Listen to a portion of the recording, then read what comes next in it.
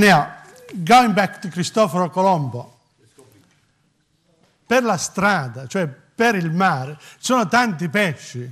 E allora ci vuole una mia poesia a riguardo dei pesci.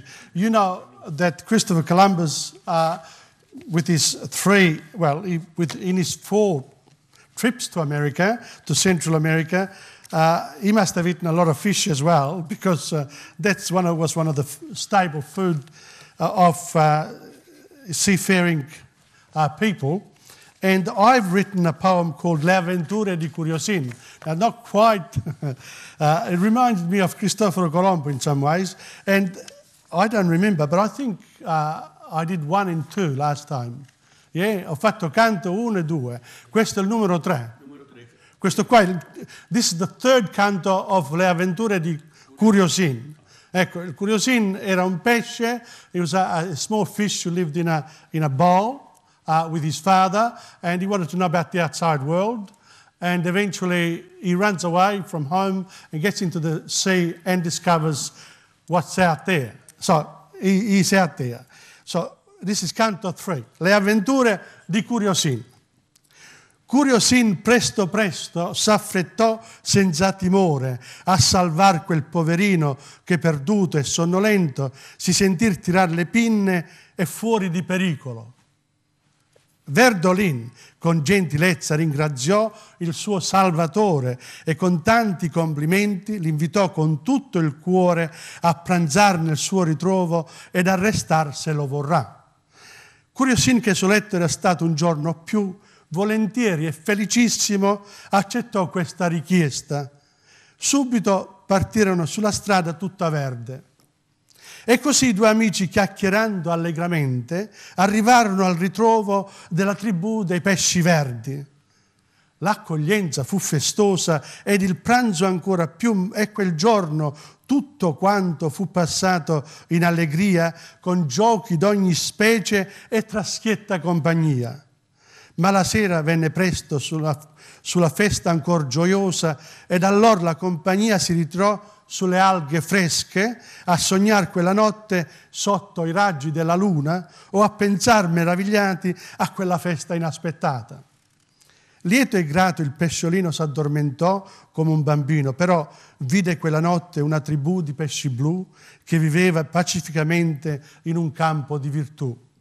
Volle allora ripartir per quel paese familiare, ma decise quel mattino di restare ancora un po' con l'amico Verdolin, che grato e buon straniero mostrò meticolosamente al suo eroe Curiosìn quel che v'era da vedere nel paese tutto verde.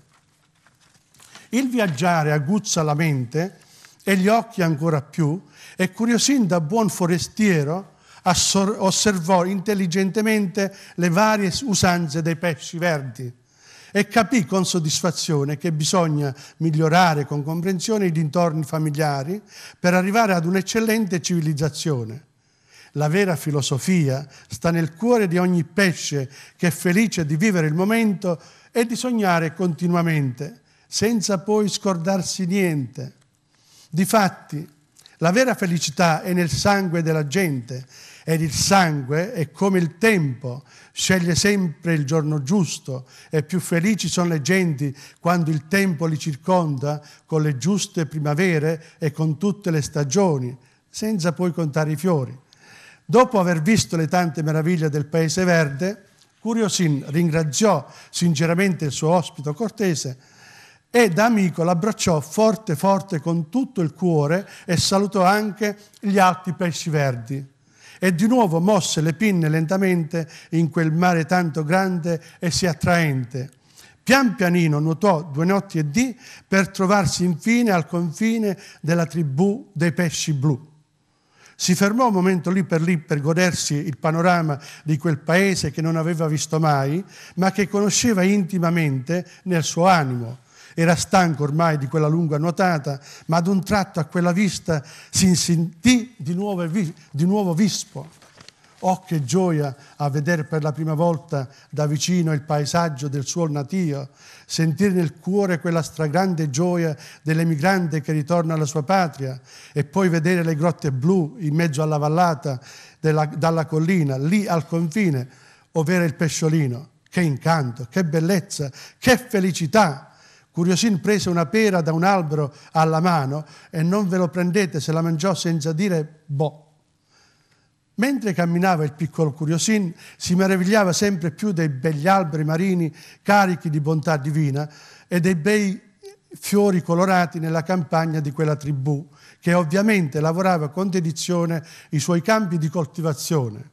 Difatti, per la strada, Curiosìn aveva incontrato tanti pesci contadini che si dirigevano tutti insieme verso i campi con la zappa e la merenda, cavalcando con destrezza degli asini d'argento.